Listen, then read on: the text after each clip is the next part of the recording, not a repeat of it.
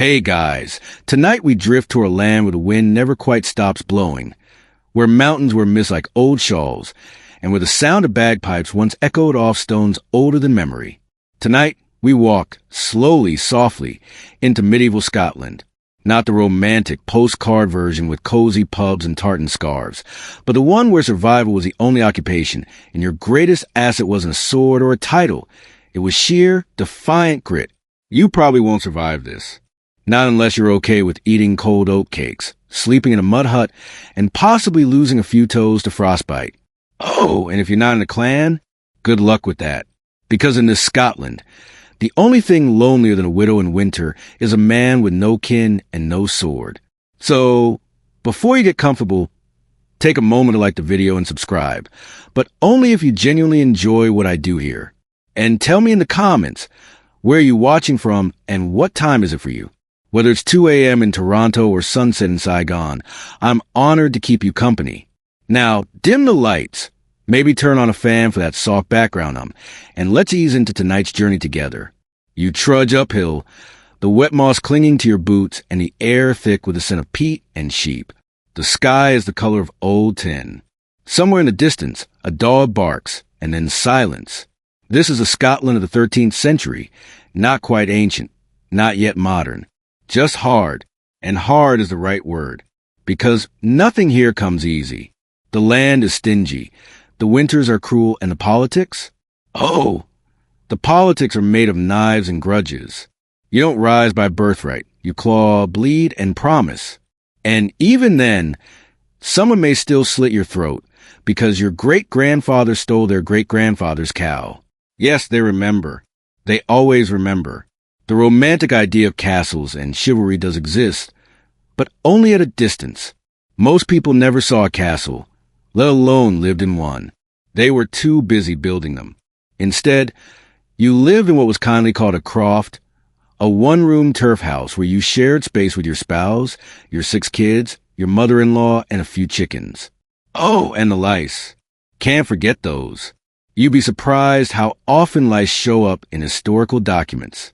They were so common that some saints were rumored to perform miracles by curing the crawling sickness, which was really just a polite way of saying infested with tiny horrors.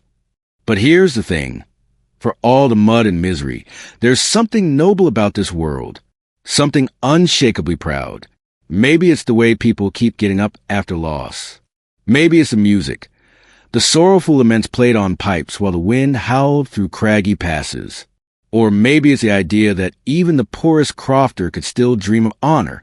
Historians still argue whether these dreams had any grounding in reality, or if they were simply the desperate mythology of a people who needed meaning more than food. But in the songs and stories passed from fire to fire, the line between legend and memory blurred until they were one and the same. You reach the crest of the hill and look out. Locks stretching like tears across the land, the glint of iron in a warrior's belt, the flicker of a distant torch where some rival clan plots your downfall. You tighten your cloak. The air tastes like rain and warning. There's a tension here, always, as if the rocks themselves are holding secrets. They've seen everything, the blood, the oaths, the betrayals. One moment, you're harvesting turnips. The next, you're thrusting a dirk into someone who insulted your cousin's honor 6 years ago. It's exhausting. And yet life persists. Babies are born on sheepskin blankets. Women sing as they pound oats. Men swap tales of cattle raids with the quiet pride of those who survived. You get the sense that, beneath the brutality, there's rhythm here. A heartbeat. A stubbornness. One quirky detail. Highlanders often carry their personal spoons with them, strapped to belts like weapons. You never know when a feast or fight might break out. But either way, you needed to be ready. To eat or to stab. Both options were always on the table. Sometimes literally. The sun lowers, though you barely notice. The clouds make dusk look the same as noon. Smoke rises from crofts across the glen. Somewhere a child laughs. Somewhere else, someone screams. Both are part of the same world. Both are expected. And as night falls across this ancient, wounded, beautiful land, you realize something. This isn't just a place. It's a mood, a weather system, a memory etched into the soil, and the soul of everyone who ever called it home. Welcome to medieval Scotland. The mist never quite lifts in the Highlands. It lingers low over the heather, slipping through pine and past stone, curling into doorways like a quiet intruder. You wake up and it's already there, watching, waiting. And if you're lucky, it's only the mist. Because out here, loyalty isn't owed to flags or kings. It belongs to blood, to the clan. You were born into it, same as you were born into hunger or winter. Your clan wasn't just your family. It was your identity, your safety net, your revenge squad, your legal system, and your social calendar all wrapped into one. If someone from another clan looked at you wrong, well, you weren't the only one sharpening a blade that night. Even the word clan comes from the Gaelic clan, meaning children. It wasn't metaphorical. You belonged to a massive, extended household of kin, cousins and cousins of cousins, who would defend your name and memory even after your bones were dust. You didn't choose your clan, but you bled for it anyway. The king? He might as well have been on the moon. His proclamations rarely made it past the mountains. If the king's interests aligned with your clan's, great. If not, too bad for the king. In a world where royal authority was distant and often laughably weak, what mattered was who stood beside you when the cattle were stolen, or when a rival chieftain decided your village looked a little too prosperous. Historians still argue whether clan loyalty was more beneficial than harmful, whether it protected the weak or simply institutionalized cycles of revenge. One thing is certain, it held society together. Like the thatch roofs clinging to their frames during a storm, it wasn't always elegant, but it worked. Until it didn't. Imagine this. A man steals a single cow. He's from Clan MacLeod. You're from Clan Fraser. A week later, your cousin's bar mysteriously burns down. You retaliate by ambushing a MacLeod hunting party. Someone's son gets killed. Now the feud is official. Generations later, children who don't even know what started the quarrel are still sharpening swords, still watching the hills. And yet, there's something tragically poetic about it. Because when the mist clears, what do you see? A boy learning his lineage like scripture. A girl taught to whisper the names of her ancestors with reverence. In a place where no one could afford to forget, memory became sacred. And then there was the tartan. Yes, that familiar check fabric we now associate with parades and tourist shops once carried weight far heavier than fashion. Each pattern told a story, your story. The colors, the weave, the spacing. They were like an ID card woven in wool. Wearing someone else's tartan could get you killed. But your own? It was your skin. And the songs. The Pio Beriact or P. Brock wasn't just music. It was memory set to melody. The clan piper, often blind or near it, would play dirges of the dead, laments for lost battles, and tunes to signal attack or retreat. One man, one set of pipes. 1,000 years of history under his fingers. Quirky side note, some clans had official bards whose sole job was to memorize the genealogies of every member back 5 or 6 generations. That's a lot of max. You get guys named like Angus, son of Donald, son of Fergus, son of Kenneth the Wide-Eyed, and that was just the opening. And the oaths. Oh, the oaths. Swearing loyalty wasn't something you mumbled over drinks. It was a ceremony, often done on sacred stones, swords, or even over bones of a revered ancestor. Breaking that oath didn't just bring dishonor, it brought ghosts. People believed the dead would turn their backs on you in the afterlife, and that was worse than any earthly punishment. There's something primal about all of this, something ancient and carved in the ribs, because when the laws of men are fragile, you turn to the laws of blood. And in medieval Scotland, blood didn't just bind, it burned. By now, the moon has risen, slim and sharp like a blade. The glen below is quiet, but not still. The night never really sleeps here, just as the clans never truly forget. So you keep walking, your footsteps soft against the peat, your ears alert, because out here, you never know when a feud might flicker back to life, like an old coal reigniting. And if it does, your clan will expect you to be ready. The chief doesn't need a throne. He has something more commanding. Presence. You see it when he walks into a gathering, and every voice softens. when he lifts his hand, and men who've known nothing but war hold their breath. In the Highland clan system, the chief isn't just a leader, he's a sun in your sky. Too close and you burn, too far and you freeze. You probably wouldn't meet him often, but when you did, you'd bow your head, maybe kiss his hand, and hope to stay out of the spotlight, because his word could elevate you or ruin you. He could grant you a few acres of better pasture, or take your only cow for a wedding feast. You might be invited to his hearth, or hauled before to explain why your son insulted a rival's daughter. He was warlord, judge, tax collector, matchmaker, and executioner all rolled into one, not because he wanted to be, well, maybe a little, but because there was no one else. The king? A myth most days. The sheriff? Too far, too slow, too easily bribed. The chief was the law, and his justice was often swift. If your neighbor stole your grain, you didn't file a complaint. You presented your case in the Great Hall and hoped the chief liked your version of the story. Historians still argue whether these chieftains governed fairly or merely perpetuated a system of favoritism and fear. Some were beloved, called Father the Glen. Others ruled by dread, maintaining peace only because no one dare break it. But whether gentle or grim, they kept the clan intact. And in an age of chaos, that meant everything. His hall wasn't grand. Think less Game of Thrones. More roof that doesn't leak much. But it was warm, smoky, and filled with voices. The walls were hung with trophies from hunts and raids. Antlers, broadswords, old shields cracked in battle. At the center burned a fire that never went out, just like the memory of grudges, oaths, and long-dead enemies. At feast time, you'd find yourself seated on benches beside warriors with scars that told better stories than words. The chief sat on a high-backed chair, not golden but carved with his ancestors' symbols. He'd raise a drinking horn, nod to the bard, and the stories would begin. Tales of valor, betrayal, and, inevitably, more cows than you'd expect. Cows were currency, status, and motive. Wars were started for less. Sometimes the chief held court. No wigs, no robes, just raw judgment. A thief might be fined, flogged, or banished. A liar might be branded. A murderer? That depended. Was it revenge? Was it a fair fight? Was the victim from a weaker clan? Morality bent easily when survival was always the priority. Still, it wasn't all punishments in politics. The chief was expected to provide, especially during lean times.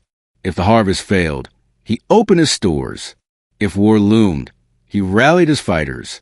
If someone died unjustly, he called for blood compensation, crow they called it, a set number cattle or goods for every life lost. And yes, some lives were worth more than others. The system was brutal, but at least it had a price tag. A quirky little custom? Chiefs often hosted feasting tours, where they go from household to household, bringing their entourage and expecting food and drink. It was considered both an honor and financial burden. You smiled, poured the ale, and hoped they didn't stay long. One unlucky crofter wrote that the chief's visit left us no hens and no sleep for 3 days. And yet, you couldn't help but admire him. He was tough, yes, but he had to be. The Highlands weren't kind, and a soft leader didn't last. A good chief was like a wolf pack alpha, respected, watched, sometimes challenged, but rarely overthrown.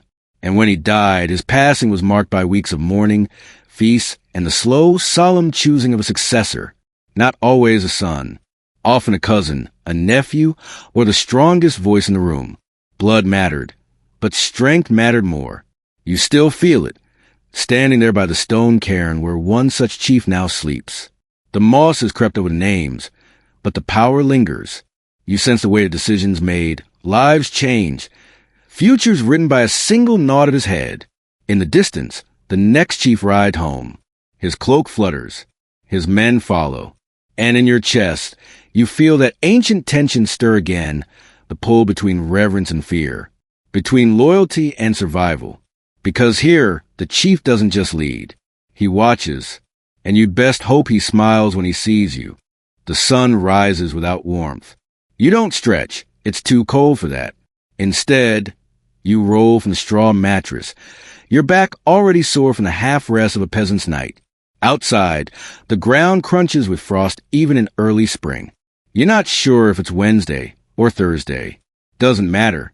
They all feel the same. You live in a croft, a one-room dwelling made from stone, mud, and the occasional miracle that the roof hasn't collapsed yet. The smoke from the hearth snakes through a small hole in the thatch, but not before it's spent a good hour choking the air inside. You cough gently, trying not to wake the baby who spent the night fussing with a fever you can't explain and can't afford a treat. Maybe the priest will stop by. Maybe not. There's no time to hope. The field waits. You grab your wooden hoe. Or, if you're lucky, an iron-tipped plow your grandfather bartered for in exchange for 3 goats and a month's labor. The soil is as stubborn as your brother-in-law. Thick, rocky, and wet as bread dough. You dig anyway. Fingers already blistering, shoulders nodding with each swing. This is not a workout. It's a sentence. You plant barley, maybe oats. Wheat is a southern luxury. Rice is fiction. You grow what doesn't die in the highland rain, which is to say, not much. With a little luck, the earth will give you just enough to stay hungry all year round. If the weather turns or the cattle fall sick, you'll trade stones for soup before winter ends. You think, now and then, about the idea of freedom. But freedom, here, is the distance between sunrise and exhaustion. You belong to the land, and the land belongs to the chief, and the chief serves a clan, and the clan survives by your labor. That's the chain. You can rattle it all you like, but it doesn't break. Historians still argue whether Scottish peasants were serfs or free tenants, and the truth, as always, is muddier than fields. Legally, many were freemen. Practically, bound by duty, rent, and fear. If the chief raised his rents or demanded men for a raid, you didn't negotiate. You obeyed, and you obeyed tired. The work doesn't end with crops. You cut peat from bogs for fuel, brown bricks of ancient vegetation you stack like gold. You shear sheep. If you're lucky enough to own any, or more likely, you do it for someone else in exchange for cheese you'll barely taste. You mend fences, chase stray cattle, dig ditches, carry stones, chop wood, and build everything that keeps this fragile world from falling into chaos. And when the day ends, you go home, muscles shrieking, stomach growling. Your wife is boiling thin porridge over fire. The kids are squabbling. The baby's fever hasn't broken.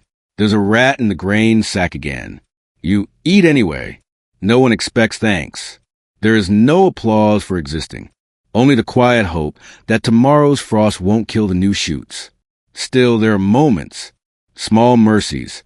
You see them in the way your daughter cradles her doll made from scraps, or how your son, barefoot and snot-nosed, still finds time to chase frogs in the stream.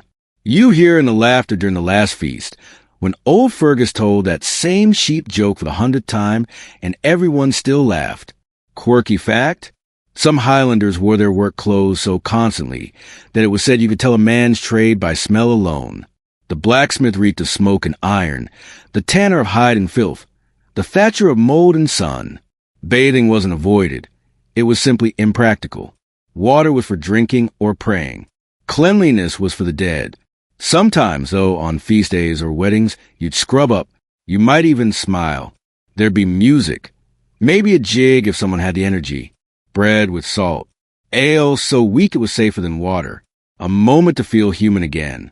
You look down at your hands, cracked, calloused, thick with mud. These hands don't tell stories. They hide them. Of the year the blight came. Of the storm that took your brother. Of the time you nearly left and didn't. And as the stars peek to the fading twilight, you know this life isn't epic. It won't be sung about. No bard will write your name into the annals of clan history. You'll be buried in the same clothes you worked in. But you'll leave behind a son who knows the land and a daughter who knows her worth. And that, somehow, is everything. You don't wake up hungry. You wake up used to it. The porridge from last night sits heavy in your gut like wet rope, and today's breakfast will be more the same, if you're lucky. You take what you have. A few scoops of coarse ground oats boiled with water. Maybe a dash of salt if the last trade went well. It's warm. It's bland. It's life. The bread, if it can be called that, is a dense slab made of barley or rye. No crust, no crumb, just chewy resistance. You gnaw it with the same dull persistence you apply to every part of your existence. Oatcakes, bannocks, brose, these are your staples. Food not meant to delight, but to endure. Fresh vegetables? Rare. Fruit? Seasonal and small. Meat? A luxury. The only time you might taste mutton or beef is when an animal dies of sickness, or when the chief hosts a feast, and decides your presence is worth a slice.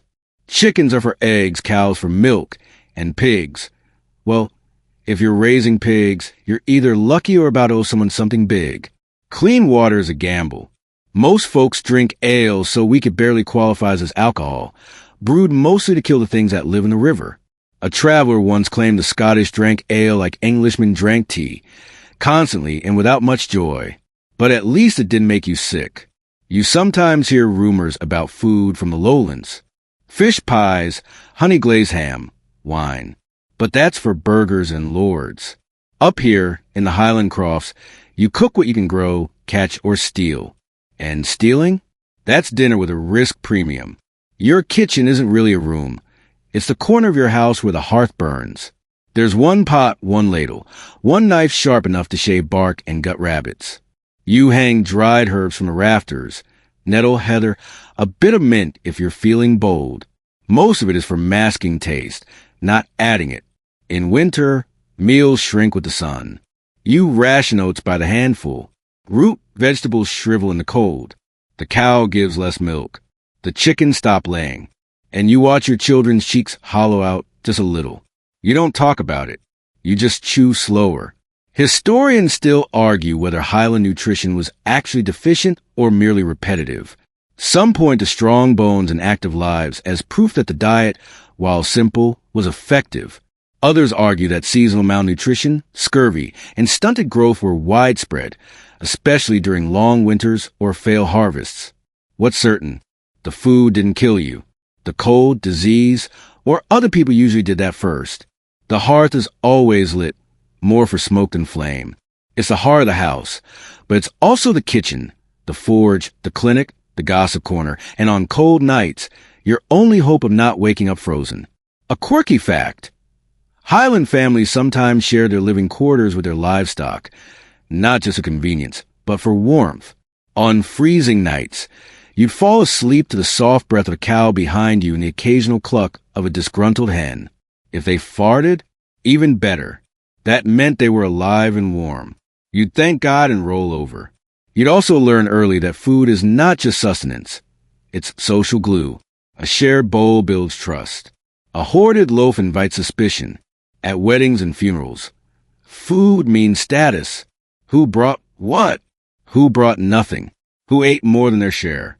In a world where every calorie counts, these questions hold weight. The days pass in cycles of cooking and scraping, stirring and soaking. On days of abundance, you celebrate with a sliver of cheese or the sweet burn of heather honey on your tongue. On days of scarcity, you chew roots and pretend there's something more. And yet, even in this diet of hardship, there's beauty. The way your mother hums as she stirs the pot. The way your father savors his one cup of ale as if it's a king's feast. The way a foraged mushroom becomes a secret treat, passed hand to hand with a wink.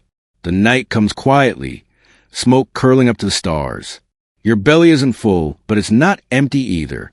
And in this land, that's a victory. You lie down beside the hearth, listening to the embers crackle, to the slow breathing of your family, to the far-off howl of wind through stone.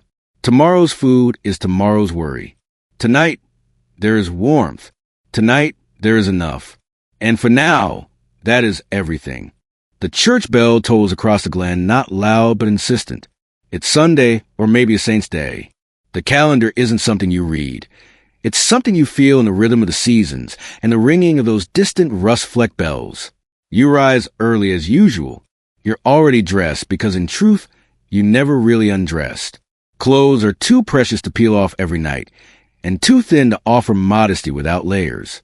You run your fingers along the seams of your tunic, check your boots for holes, and brush straw from your hair. If you're getting married today, congratulations. This will be the only time you're expected to look better than your livestock. Marriage in medieval Scotland isn't a love story. It's a logistical arrangement. You might meet your spouse at a feast or a market, or you might wake up one morning and be told you're engaged to someone whose land touches your uncle's fence. Romance is entirely absent. It's just not the point. What matters is land, cattle, alliances. Dowries are measured in hens, not diamonds. The church oversees it all with the solemn gaze of someone who knows better than you, and never lets you forget it. You walk to the kirk, a cold stone building that looks more like a barn than a sanctuary. The priest stands at the door, clutching a missal and wearing the same scowl he's worn since Pentecost. He knows your sins. He knows everyone's sins. It's practically his hobby. And marriage? Oh, that's his turf. You and your intended will kneel before the altar, trembling more from hunger than nerves. The priest will speak in Latin, which neither of you understand, and then declare you bound for life. No second chances. Divorce isn't just discouraged, it's unthinkable. The only way out is death or papal dispensation, and good luck affording either. Historians still debate how deeply Christianity reshaped Highland marriage traditions. Some argue that older Celtic customs, like hand fasting or trial marriages, persisted in rural areas. Others claim that by the 12th century, Rome had its fingers in every cradle and coffin. Either way, what you know is this. When the priest says you're married, you're married. And when he says you've sinned, you've sinned. And sin has consequences. Step outside the bounds of approved love. Say, by indulging in a moment of passion before your vows, and you risk public penance. That might mean standing barefoot in the snow outside the kirk, wearing a sackcloth tunic with fornicator scrawled in ash. People won't meet your eyes. Or worse, they will. Women bear the brunt of it, of course. A girl who becomes pregnant out of wedlock may be called a whore, denied communion, or even exiled. A boy, he might get a slap on the wrist and a lecture about sowing oats, both literal and metaphorical. And yet, in this tangle of condemnation and control, the church also offers comfort. It's complicated.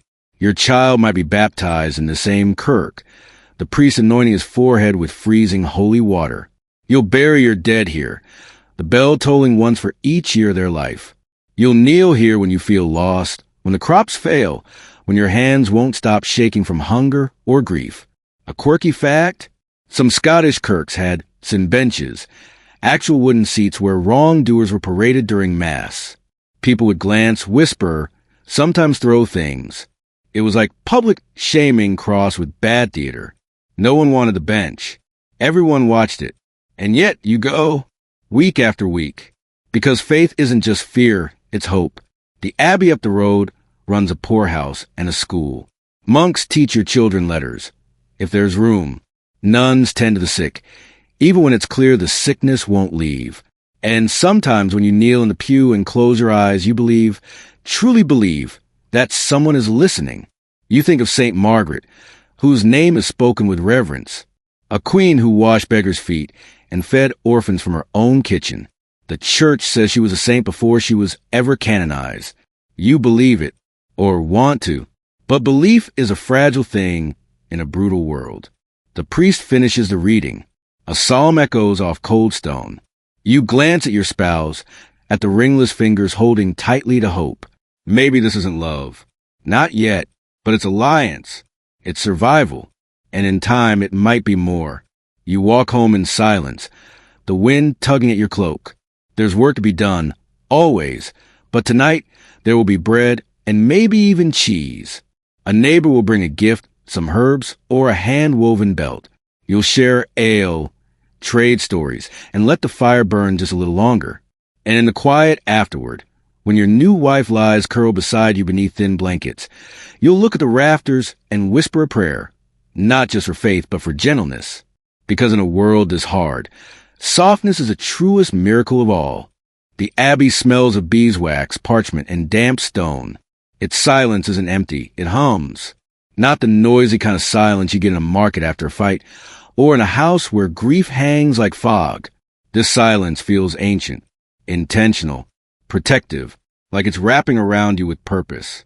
You step through its arched doorway and feel something in your chest loosen. Outside, the world asks too much. In here, it only asks for reverence, or maybe stillness.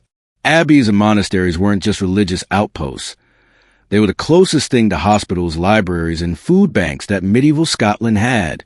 When the rains ruined the crops or war emptied the barns, the monks gave what they could, sometimes soup, sometimes shelter, sometimes the quiet kindness of a clean cloth and a prayer. It wasn't charity. It was duty. You see a monk now, shuffling between cloisters, robes brushing the stone. His fingers are stained with ink. He's been copying the same psalm for days, maybe weeks, illuminating it with tiny golden flourishes only God and the occasional curious cat will ever see. He doesn't speak unless spoken to. He doesn't run unless the abbey's on fire. His world is tiny, pages, prayer, penance, but inside it is eternity. Historians still argue whether these religious houses were genuinely altruistic or just another way for the church to exert control. Some abbots were power-hungry, wealthy as lords, and just as corrupt. But many monks lived harshly, took vows of poverty seriously, and died of the same fevers that felled the peasants they served. And the nuns, don't forget them. In a little stone priory nestled into the edge of a pine forest, a group of women rise before dawn. They tend herb gardens, distill tinctures, wash bandages, and sing the morning office in voices so soft you might think you're hearing the wind in the trees. These women take in orphans, treat burns, and hold the hands of the dying. It's not glamorous, but it is holy in the realest sense. You might stumble to their door with a fevered child, or with your arm torn open from a scythe. They won't ask if you confessed. They won't ask your name. They'll wash the wound, wrap it tight, and pray while you sleep. Quirky fact? Some monasteries were so remote that monks raised bees not just for honey, but for wax to make candles for their own chapel, and sometimes for the entire region. These candles were prized, and a single one could burn for days, illuminating scripture, healing, or the face of a dying man whispering his last words. But abbeys weren't just places of comfort. They were also places of learning.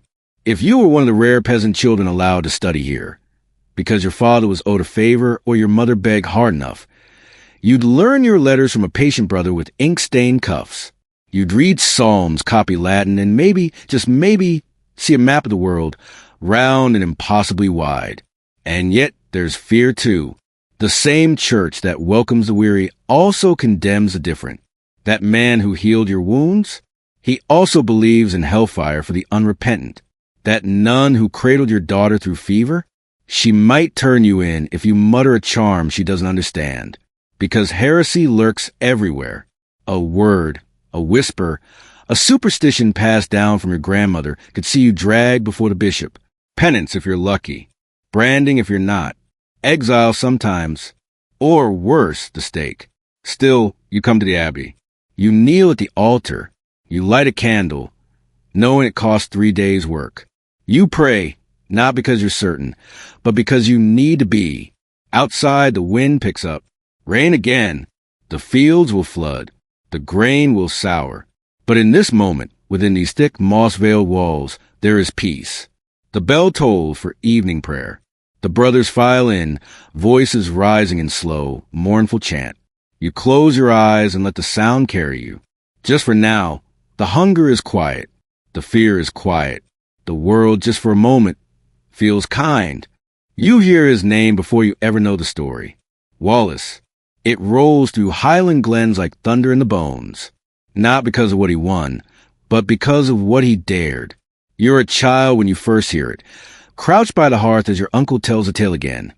Third mug of ale in hand, eyes shining like firelight. He speaks of a giant of a man, hair wild as gorse, who raised his claymore high and told the English to go back to where they came from, or meet the bite of Scottish steel. You don't understand the politics yet, only the feeling, the thrill, the hope. William Wallace wasn't a king. He wasn't even the son of a noble. Some say he was the second son of a minor landholder, others that he was born of outlaw blood. Historians still argue whether he was trained in arms abroad or simply learned to fight by surviving long enough to get good at it. What matters? He led, and people followed. The year was 1297. Scotland was drowning. Edward I of England, the Hammer of the Scots, they called him, had invaded, looted, and installed puppet nobles. Clan leaders squabbled. The king had died with no clear heir. It was chaos. And into that chaos stepped Wallace. He didn't bring banners. He brought fury. He didn't give speeches. He made examples. His greatest triumph came at Stirling Bridge, a narrow crossing over the River Forth, where his ragtag army of farmers and tradesmen held off and slaughtered a much larger English force.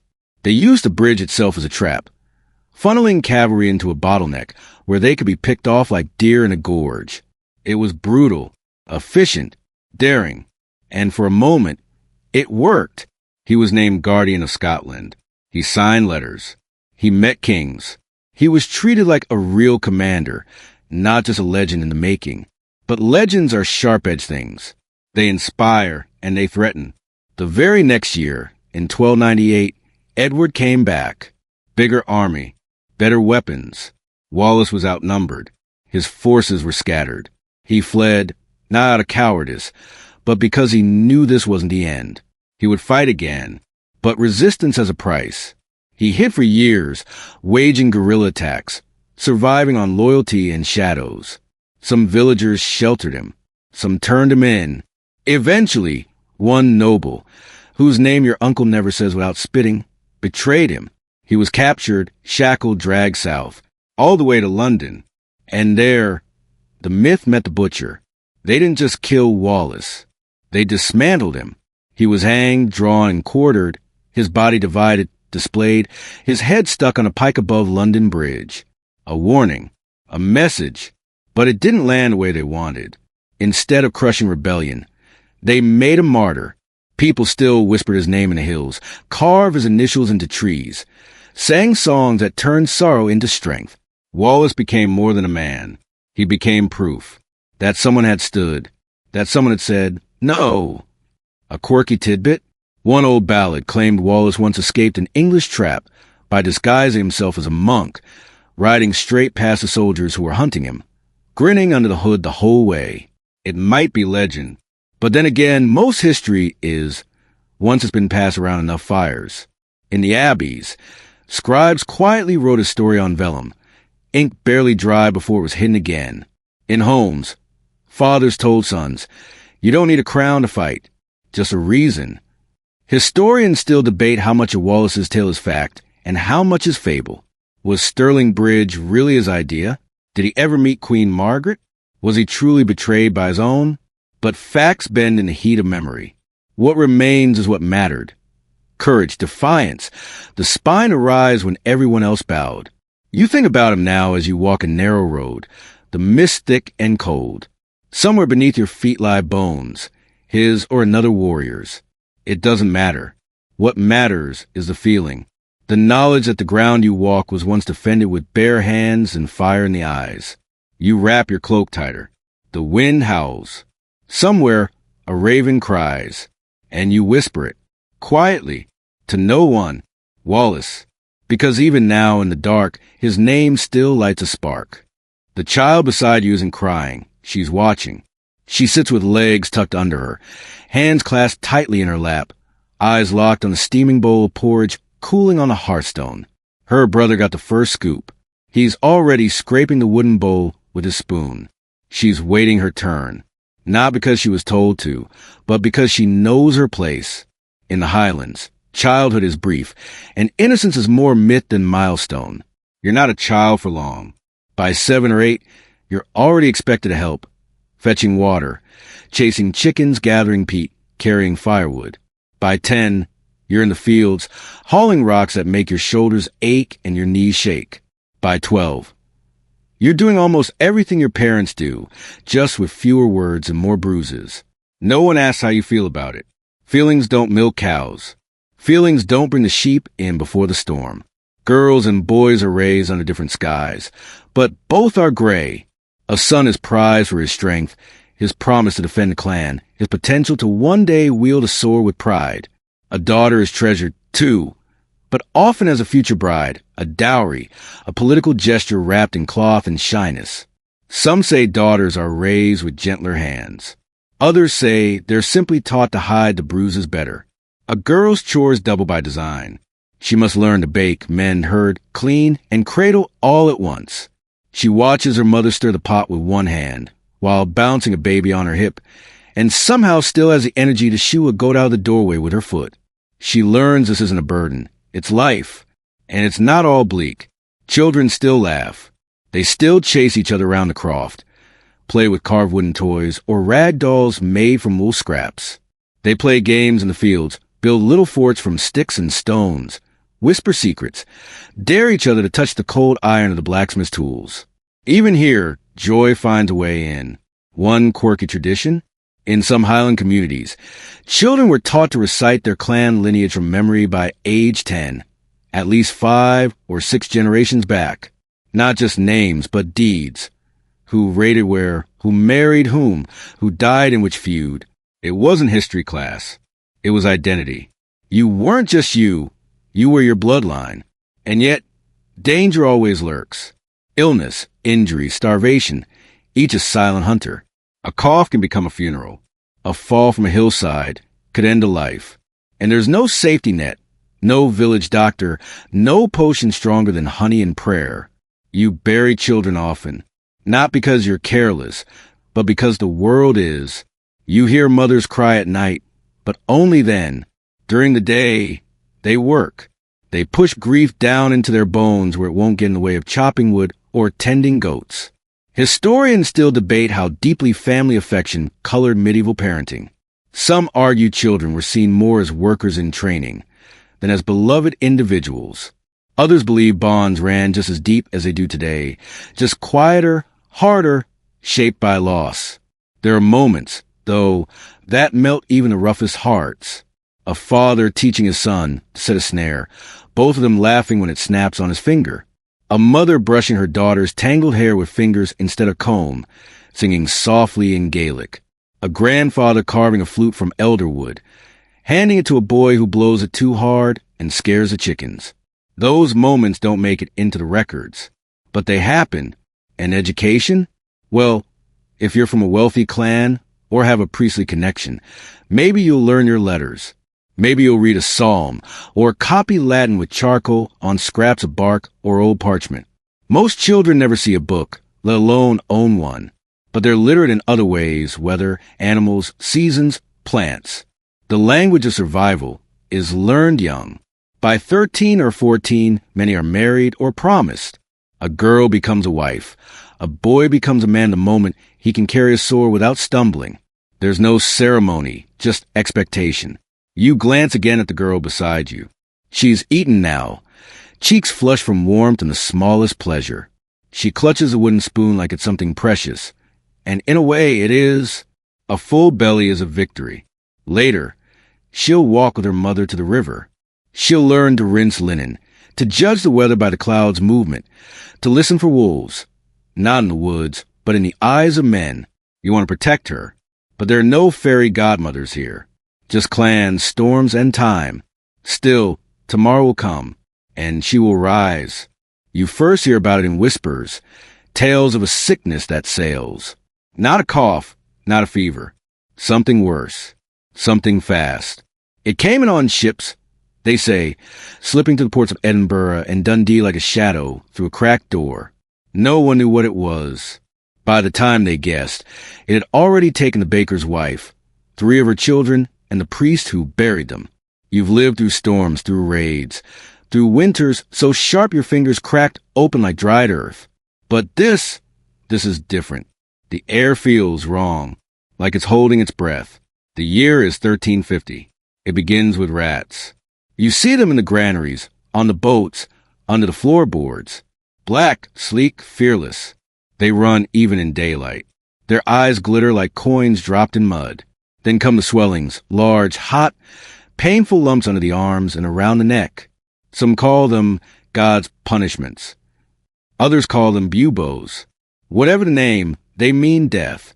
Fast, ugly, unstoppable. You wake one morning and your neighbor is gone. The next day, their house is silent. You don't knock. You just listen. And then you move on. Bodies pile faster than they can be buried. Mass graves open like mouths. The bell at the kirk tolls. So often it sounds more like heartbeat than call. The grave diggers wear scarves soaked in vinegar. But even that can't mask the stench. You've never prayed harder in your life. Not even during the famines. Historians still debate the precise mortality rate in Scotland. Some claim 1/3 of the population perished. Others say more. But the numbers don't tell the whole story. It wasn't just death. It was dread, a slow, creeping unraveling of the social fabric. Men turned on neighbors. Mothers fled from their children. Priests stopped administering last rites because too many died trying. One quirky reaction? In parts of the Highlands, entire villages fled into mountains, living in makeshift camps and burning their clothes, weakly in desperate attempts to outpace the plague. It worked, sometimes, but more often, it just meant they died somewhere colder. You remember how quiet it got. No laughter in the fields. No gossip by the well. Just wind and crows. Even the raiding stopped for a while, not from mercy, but because who wants to steal death? But for those who lived, something changed.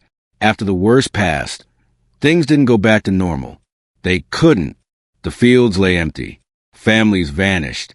But suddenly, labor was valuable. There were fewer hands, and the hands that remained could make demands. Serfdom began to crack. Wages inched up. Tenants walked away from lords who offered too little. The plague, perversely, opened doors. You now had choices. You could move. You could bargain. You could refuse. And in a land where choice was rarer than meat, that felt like power. Still, the trauma lingered. Children born in the aftermath were marked not by scars, but by silence. Their parents rarely spoke of the time before. They just stared longer at the fire, held each other closer, ate with a reverence bordering on worship. A plague year reshapes everything. The way you love, the way you pray, the way you fear. You visit the abbey again, now half empty. The old monk who used to teach the Psalms has died. A younger one, eyes hollow, now leads prayers in a voice too thin for comfort. He does his best. Everyone does. But the world is quieter now. Even the birds don't sing like they used to. And yet, here you are. You survived. Somehow, you stand on a ridge above your village, the loch shimmering far below. The trees look unchanged, but everything beneath them is different. You remember who's missing. You remember the faces, the way they vanish like smoke. But you also remember the moment someone knocked at your door, not with fear, but with bread. That's what saved you. Not medicine, not miracles, just kindness. You walk back home, wind tugging at your cloak. The fire will be burning. Your wife will be mending a tunic. Your child will ask, again, if the sickness is coming back. And you will say gently, not today, because today there is life. It starts with a lowing cow. Not yours, but close enough to feel personal. The sound wakes you before dawn, and you already know what happened. You rush outside, barefoot and half-dressed, your heart pounding, not from sleep, but from instinct. The paddock is empty. The gate's broken. The hoof prints vanish into the dark beyond the ridge. It was a raid. Not the English this time. Not soldiers in metal and Latin. No, this was closer to home. This was clan on clan, the kind of violence that comes not from conquest, but from memory. And in Scotland Highlands, memory is everything. Welcome back to the blood feud, the endless loop of raid and revenge that defined medieval clan life. It doesn't need a declaration. No bugles, no banners. Just one wrong word, one broken marriage pact, one stray arrow, and suddenly your winter is interrupted by men in plaid with torches and dirks. The Campbells and the MacDonalds. Even the names feel heavy, like two rocks rolled downhill toward each other. Their feud wasn't just famous, it was legendary. A tangle of slights and massacres that began, as most feuds do, with land and pride. Back in the 13th century, a Campbell chief killed a MacDonald, stole his territory. The MacDonalds waited. And in 1297, they got their moment, ambushing the Campbell chief and his escort. Blood for blood. But that wasn't the end. Oh no, that was just the overture. Over the next 4 centuries, the two clans clashed in every possible way. Raids, ambushes, kidnappings, burned crofts, stolen cattle. One year you'd be cutting peat. The next, you'd be sharpening steel. The MacDonalds claimed royal blood. The Campbells claimed law. But both claimed righteousness. And no one really remembers who started it. Not clearly. That's the thing about feuds. The origin fades. What matters is that your grandfather died in one, And now it's your turn. You ready your horse. Your brother checks the edge of his claymore. Your wife packs you bannocks with shaking hands. Historians still argue whether these vendettas were spontaneous or structured, whether they were bursts of rage or quiet strategies in a brutal chess game. But from where you stand, sword at your side, it's simple. They took. You take back. A quirky tradition? Some Highland clans practice a form of raid etiquette. After a successful cattle heist, they'd leave a token, like a branch or stone, in the emptied pen. It wasn't a joke. It was a message. We were here. You're next. And retaliation always came. Your chief calls the men together. It's not a rousing speech, just a few grim words, and a nod that sends everyone into motion. You ride out with a dozen others. Every hoofbeat echoing a name. Your cousin, your uncle, that boy with the lazy eye who died last spring with a McDonald blade in his gut. The hills know your anger. So does the wind.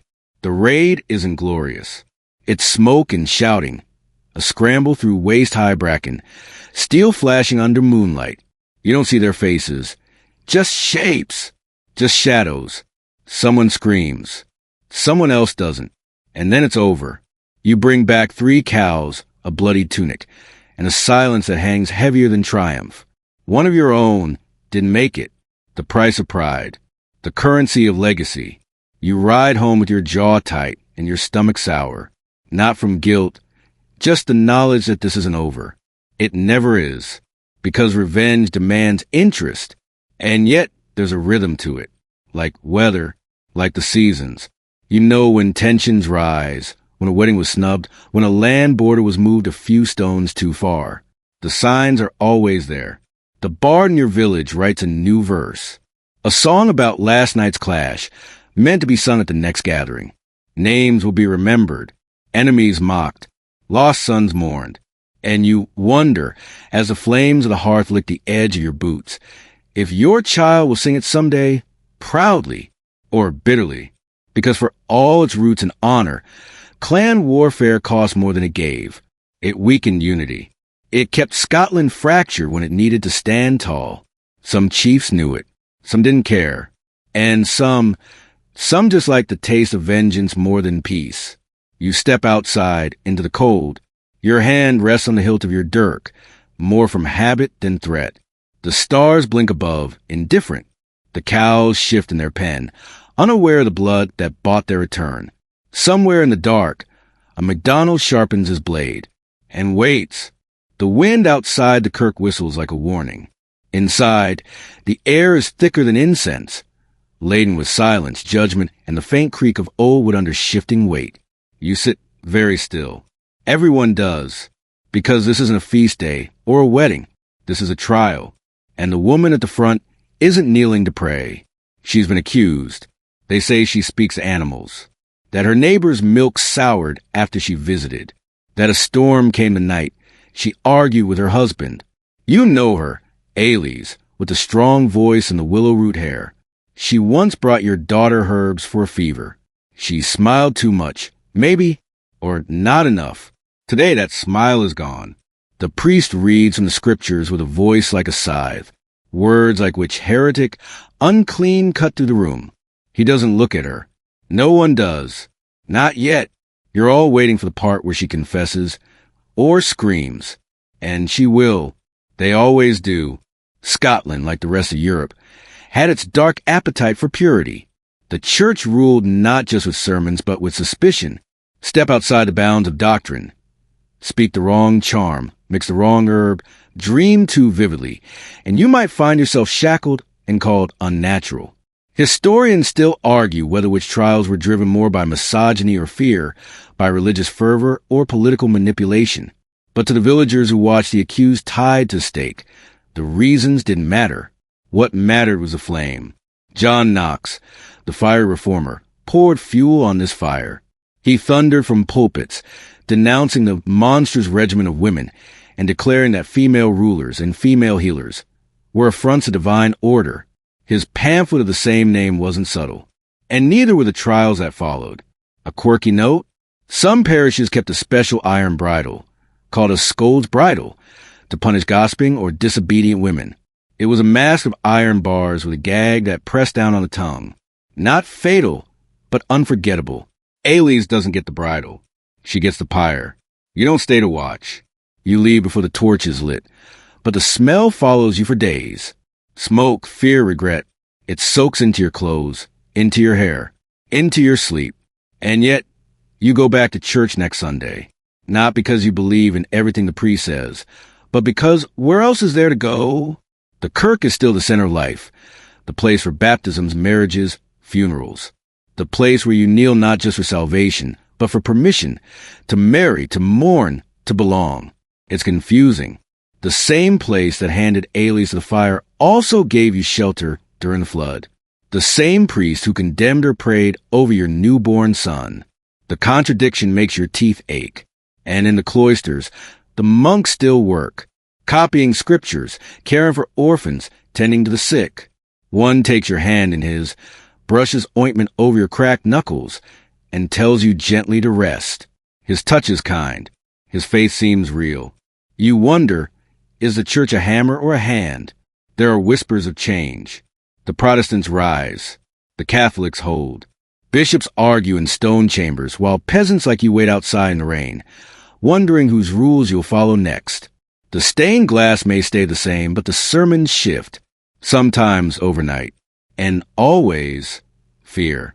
Fear that you'll say the wrong thing, with the wrong color, light the wrong candle. That your neighbor will speak your name with just enough venom to tip you into accusation. You start to understand why people mumble, why smiles don't last, why eyes dart when talk turns to faith. But you also see the other side, a widow taken in by nuns, a beggar fed by the abbey kitchens, a family too poor to bury their child, given a plot and a prayer without asking. The church is not one thing. It never was. It is mercy and menace, sanctuary and stake, a place where saints walk and sinners burn, sometimes in the same week. And through it all, you endure. You light a candle anyway. You cross yourself, more from habit than hope. You whisper the names of those you've lost, and the names you dare not speak aloud. And when the bell tolls for the evening mass, you rise, because faith here is stitched into your survival, not because it's purer, but because it's the only light that flickers in the dark. The king dines by candlelight, every course delivered with silver. You sit in the dirt, eating bannocks with your fingers, praying the wind doesn't knock over the fire. In the palaces of Edinburgh or Stirling, the lords wear silk, trade gossip like currency, and argue over Latin law while sipping imported wine.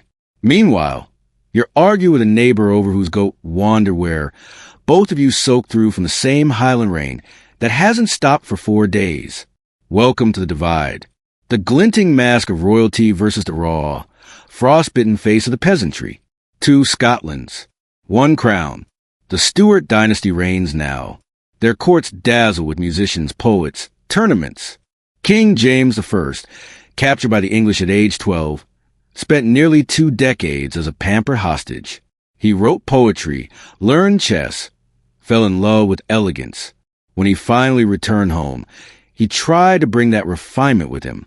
But Scotland wasn't ready, because you can't polish a kingdom where the mud never dries. He built palaces, issued laws, demanded taxes. But most of those taxes fell on people like you, the ones with no gold, no grain to spare, and no real voice. If the chief demanded a new levy, you paid. If the king added another, you prayed your roof would hold long enough to survive it. Historians still argue whether James I's reforms helped stabilize Scotland or merely widen the chasm between court and country. He wanted to curb corruption, to modernize governance. But all you saw was another man in fur robes taking what little you had, smiling while he did it. A quirky detail, royal feasts can include up to 30 courses, featuring delicacies like peacock, swan, and elaborate sugar sculptures. Meanwhile, in your croft, a slice of old cheese and a clean cup of weak ale was cause for celebration. And the Stuart kings weren't always indulgent. Some were outright dangerous. James II reportedly enjoyed watching executions from his window. James III alienated half the nobility by favoring musicians over warriors. James IV died charging into battle, wearing a gold-embroidered surcoat, proving at least that he went out in style. But whatever their sins or virtues, they lived in a different world. One where linen was changed weekly, not seasonally. One where death came by intrigue, not by spoiled oats. For you, winter meant rationing firewood and watching your children sleep under animal skins, their breath visible in the dark. For them, it meant hawking tournaments in heated halls lined with carved oak.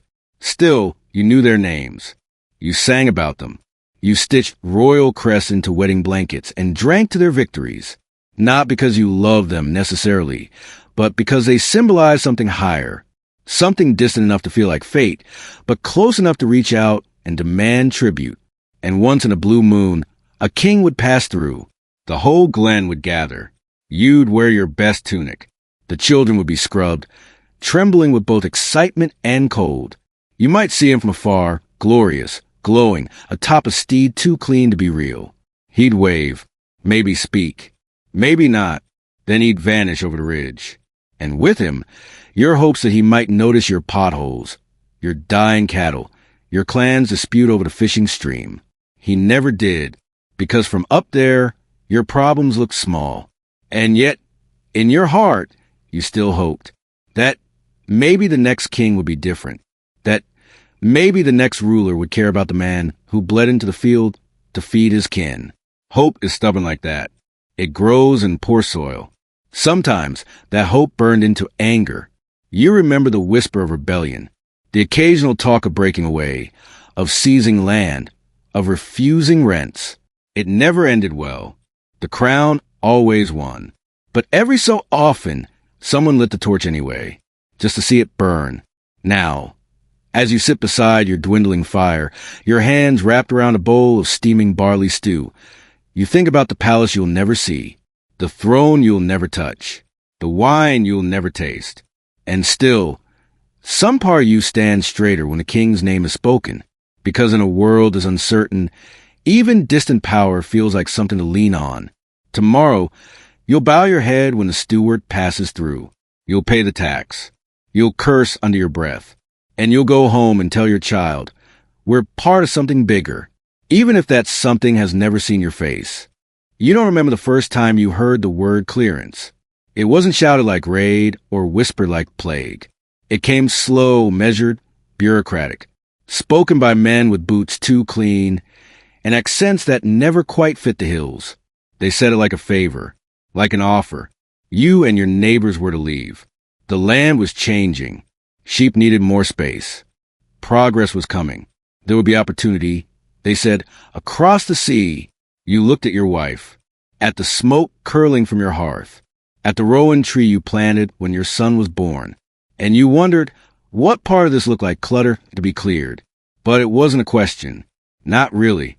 The Highland clearances, they call them now, one of the great dislocations of Scottish history. Tenants evicted from ancestral crofts. Villages burned, livestock scattered, some left willingly, lured by false promises of land in Canada or America. Others were driven out by force, roofs pulled down while people still lay inside. Historians still debate the motives. Was it greed, ignorance, or simply the ruthless logic of economic progress? Laird saw more profit in grazing sheep than in subsistence farmers, so they modernized. And in doing so, they shattered centuries of rooted life. You weren't thinking about economics as you loaded your cart. You were thinking about where you'd go, about how you'd tell your child that the stones under their feet no longer belonged to them. But before all that, before the clearances, the ships, the smoke, there was survival. Sheer, blunt peasant endurance. You endured clan feuds. You endured plague. You endured war, famine, frostbite, childbirth again, death, the Kirk's gaze, the chief's taxes, and the king's indifference. You endured loss, love, silence, and the occasional brief song. You endured each other, and that mattered. In the glen, you raised homes from stone and sweat. You taught your sons to sew, your daughters to grind, your neighbors to share salt and bad jokes when the meat ran out. You buried your dead with callous hands and songs that cracked in the cold. Quirky fact? Some Highlanders, even in the 18th century, still used ancient wooden plows passed down from great-grandfathers. worn smooth by generations of hands who all cursed the same rocks, the same rain, the same stubborn earth. Those tools outlived the homes they once helped feed. But tools weren't the only inheritance. You passed down memory. You passed down the rhythm of the soil, the feel of the wind before a storm, the way your mother sang when she was sure no one was listening. The story of that one night the McGregors tried to steal your cattle and ended up face down in the mud with your uncle laughing over them. You passed down Scotland, not the political idea, but the lived one, because in the Highlands, the land isn't just a place. It's a person. It mourns you when you leave. It remembers your footprints. It holds your name long after your bones are dust. And somehow, you always come back. Even if you cross the sea, even if your children grow up with strange accents and call bannocks oat bread, there's something in them that tugs, that dreams in mist and heather, that wants to know where the stones lie that once lined your fire. And maybe that's the true legacy. Not castles or crowns, but continuity. Not glory, but grit. You may not be in the songs. You may not be carved into marble. But your spirit is carved into hillsides, into streams, into the stubborn roots of gorse and pine. And when the sheep came, and the letters came, and the boots came, yes, you wept, but then you walked, and someone lit a fire in the ruins of your croft. And someone else picked up the spoon, the dirk, the story. And someone remembered. The ground beneath you is soft with recent rain. You kneel, not in worship, not in grief, but in quiet recognition. Before you, a crumbled stone wall curls around a patch of wild thistles. It might have once been a house. Maybe even your house, had you been born a few hundred years earlier. Now, it's just lichen in memory. But you feel it, the weight of what was lived here. You press your palm to the stone. It's cold, still solid. And you begin to see them, not as ghosts, not as legends, but as people. The woman who woke every day before the sun, who stirred porridge and hush laughed with her daughter while combing knots from her hair. The man who limped after a bad harvest and a worse winter, but still built the fence because the sheep wouldn't wait for pity. The child who played in the dirt with carved bits of wood and dreamed of being taller than his father. They weren't warriors, most of them. They weren't kings or even known outside their glen. But they mattered. They mattered so much because they endured. Through blood feuds and black death, through hunger and heartbreak, they didn't quit. They didn't burn everything down. They just kept going, digging, carrying, singing, sometimes even dancing on the rare nights when there was enough ale to forget how short and brutal life could be. Historians still argue whether the Scottish peasantry had any true agency, or they were merely passengers on the back of history's cart, dragged by lords, clergy, and conquerors. But standing here, you know better. They weren't passengers. They were the road, the cart, the wheels, the very breath that pushed time forward. You breathe deep. The wind carries peat and heather, a trace of wood smoke that might just be memory. In the trees, a thrush sings, sharp and small but defiant. A quirky tradition? In some Highland villages, people used to tuck a small stone into the wall of a new home. One taken from the hearth of the last. Not for luck, for continuity. A reminder that no one builds alone. You look out across the glen. The hills roll like folded blankets, unchanged in shape if not in story. Below, you can see where the fields were once plowed, where the cattle once wandered. You can imagine the voices that filled this air. Children calling, pipes playing, prayers whispered and shouted alike. And you realize with a softness that takes you by surprise that Scotland didn't survive because of heroes. It survived because of hands like these, lives like these. They were the spine of it all. They are still here, in the way a tune lingers on the wind, in the stubbornness in your step, in the way your voice falters when telling their story, not because it's sad, but because it's so human. So tonight, let's light one last candle. Let's place it not on an altar, but in a window, for them, for their hopes, their grit, their quiet strength. Because in the end, it isn't the sword or the psalm that defines a nation. It's the people who rise again and again, even when there's no promise they'll see the spring. And Scotland, wild, weathered, wondrous Scotland, has always been full of those people. So now, with the fire low and the hour late, Let your mind drift gently back to the paths we've wandered, the misty glens, the smoked Crofts, the song sung quietly over the sound of grinding grain.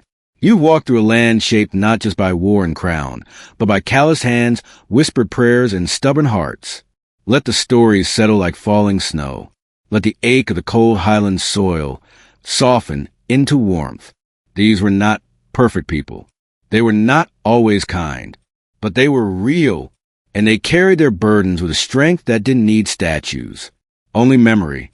You don't have to remember every name. Only the feeling. The hum of a lullaby passed from mother to daughter. The weight of a spade. The sharp laugh of someone who's seen too much and keeps going anyway. And as you sleep, maybe you'll dream not castles or kings, but a lone figure in the field, standing straight against the wind, watching the hills like they're old friends. Maybe you'll see that flicker of firelight in a croft window and know that inside, someone is stirring oats, mending linen, whispering stories, just like you are now. And when you wake, carry a little of that legacy with you. Their story is yours, too.